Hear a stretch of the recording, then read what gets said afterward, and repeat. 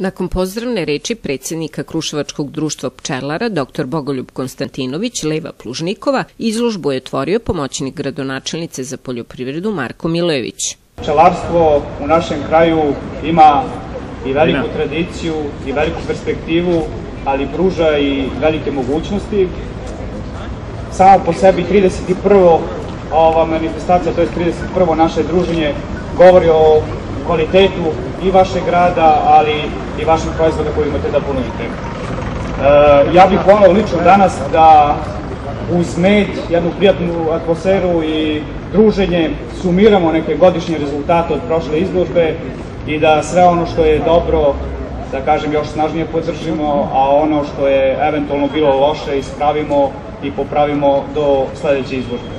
Društvo kruševačkih pčelara svrstava se među prvih 5 od ukupno 230 u Srbiji, što je velika čast, istakao je zamenik predsjednika Saveza pčelarskih organizacija Srbije Milutin Petrović.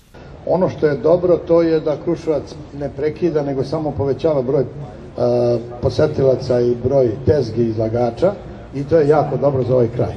Ovaj kraj ima veliku perspektivu i posebno je drago što sam malo pričuo da je grad povećao sredstva za pomoć pčelarima, tako da je to velika stvar jer nema mnogo gradova i nema mnogo lokalnih samouprava koje su na strani pčelara i ja ovog puta pohvaljujem grad na tome.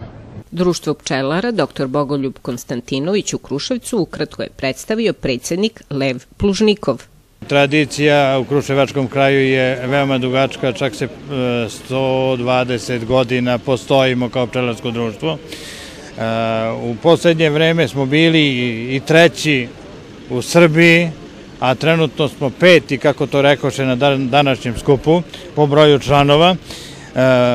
Pčelari imaju oko 10.000 košnica, i što je veoma interesantno, a ima nas sad trenutno u pčelarskom društvu oko 130. Prigodan program izveli su članovi pozorišnog i plesnog studija Kulturnog centra. Štandovi pčelarske prodajne izložbe u centru Kruševca biće na raspolaganju sugrađanima naredna 3 dana, zaključno sa subotom.